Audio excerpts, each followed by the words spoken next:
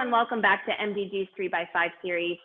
Today we're going to change things up a little bit, and instead of sharing 3 takeaways in 5 minutes, we are going to share 5 factors for selecting a virtual platform as we all make our transitions online. So let's go ahead and get started with our first factor, our first P. They all start with P's, and that is purpose. So I promise I'm not trying to be facetious. I know it sounds obvious, but it is the most important step and one that is getting skipped as we all move 1,000 miles per hour right now. So please take the time, sit down, and clearly define why your events exist. You know, is it just to keep people engaged until we return to live events, hopefully soon? Is it to maximize revenues, to keep buyers and sellers connected, to provide continuing education, to provide a community? You know, whatever it is, just make sure that it's clearly defined. And if it's several of the things I just mentioned, you know, that's fine too. Just make sure that it's prioritized. What we're finding is that people are rushing to the technology. They're putting the technology first instead of an audience first approach. And in some cases, they're missing some of the fundamental considerations for the event itself. So take that time, define your purpose. Now, this is kind of a continuation of what Jacqueline just said, because at the end of the day, what's an event without our second P, the people? So in addition to clearly articulating your event's purpose as part of the decision-making process, it's imperative to have a thorough understanding of your audience, their needs, and their preference for receiving information. For example, if education and content are the priorities, focus on live streaming, UX-friendly platforms, on-demand capabilities, and production support. If audience engagement is what you're going for, focus on features like Q&A and live polls, personalized matchmaking, breakout and roundtable functionality, and social media integrations.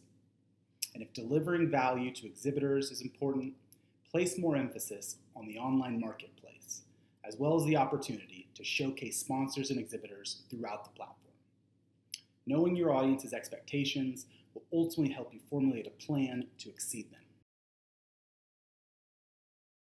Pricing models for online event platforms are going to vary greatly. You're going to have a number of key features that are impacting the price, things such as your audience size, the level of customization, all those bells and whistles that you've been hearing so much about, service agreements, and even sometimes the licensing length can have an impact on the price. So it's very likely that you're going to end up with a custom quote at the end.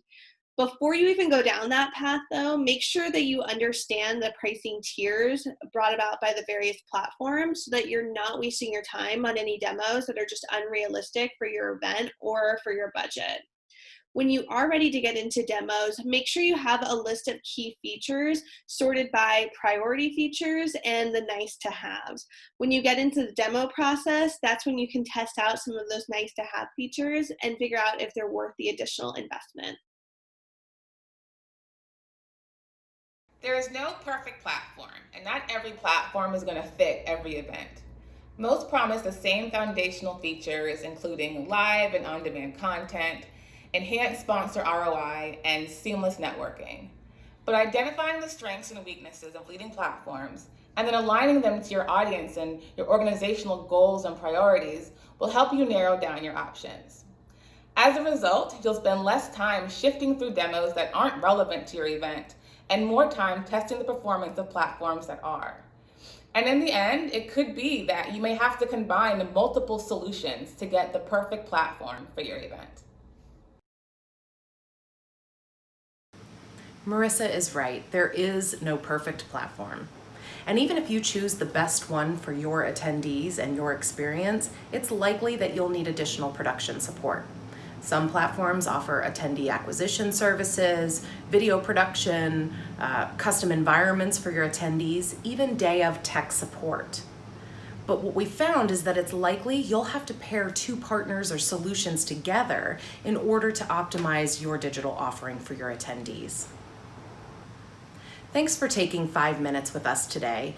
And if you'd like to talk about your online offering and planning, promotion, or executing, contact Tyler at the link on the screen.